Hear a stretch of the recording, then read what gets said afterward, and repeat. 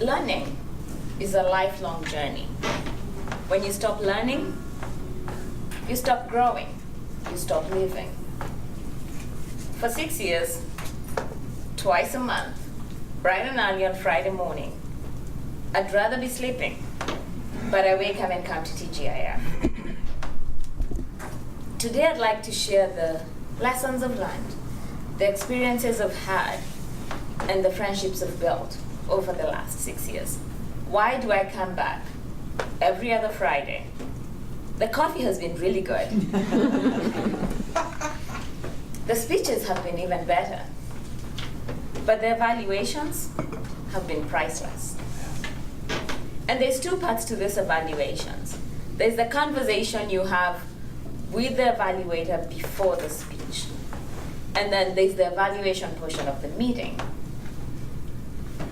The conversation you have with your evaluator is probably one of the biggest lessons and the biggest motivations for me as a Toastmaster. When I was new, I had to give my icebreaker. I had the grace of having Mark Meish as my evaluator. I call Mark Meish on a Tuesday morning. He tells me, I'm driving, I'm going down the highway. Let me pull over, let's talk about your speech. I think back to that Tuesday morning. Let me pull over, let's talk about your speech. Mark Meish stopped everything he was doing to talk about my speech. The amount of value I saw in that, the amount of support I saw in that was a pivotal moment for me in TGIF. Because I saw someone who cared. I saw someone who just didn't see this as a speech, but as a challenge that he will help me walk through. Mark's first question, Caroline, are you scared? It's an icebreaker, it's a group of people I don't know. Of course I'm terrified. How do I get out of this? Mark told me, you have one goal and one goal only. If you can be able to go up there, and by the time you walk away after your 4 to 6 minutes, everyone knows one thing and one thing only about you, you have succeeded. Mark took this challenge, this humongous challenge that looked to me like it was almost unbearable, and reduced it to one goal that was very manageable. And I thought, you know what, I can do that. They will know my name and they'll know I'm from Kenya. I'm done. My second speech, my evaluator was Maureen. Maureen called me, believe it was on Wednesday, and she asked me, what did you struggle with on your first speech? I said, Maureen, I don't know what to do with my hands. She's like, that's simple. Find them a home. It didn't make sense to me at the point, but she explained it to me.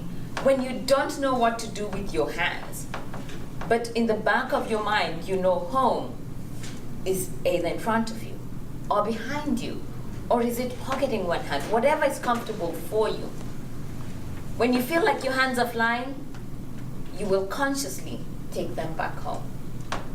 So find a home for your hands, what is comfortable, but be conscious that where home is, maybe where also pressure will be, where tension will be.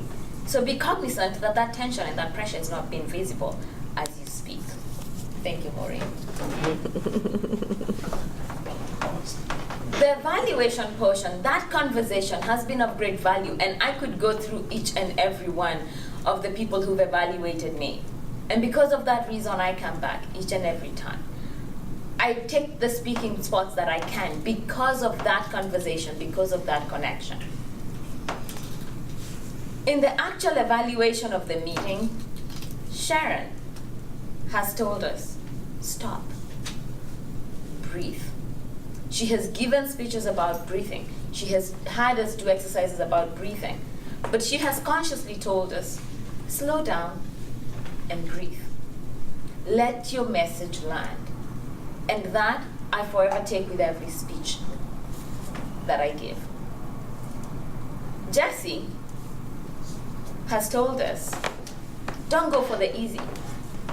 So if I come up here and I bomb my speech horribly, and you're my evaluator, and you come in to evaluate, and you evaluate the bombing, you have taken the easy route. Everyone knows it was a struggle. I know I struggled. But can you find something else? Can you find value? Can you go a step deeper and find information that would be valuable to me as a speaker and to the group? Can we truly give an evaluation that is thought through, not the basics that we all can see? Thank you for that. As I've seen my sister struggle with her health, it has taught me to be grateful. It has taught me to take a step back and appreciate everyone in this room. The friendships I have built, the speeches that have been given, the love that has been shared in this room has been life transforming. It has been very impactful every single day. So faithfully, on Friday mornings, when I'd rather sleep, when I'd rather just lounge and drink my coffee and roll into work at 9 o'clock, I will come in. I will listen to the speeches. I will keep building on the relationships. And I challenge everyone, I persuade everyone to keep coming, to keep listening, to keep growing, because life is a long journey where we keep learning. And when you stop learning, you stop living.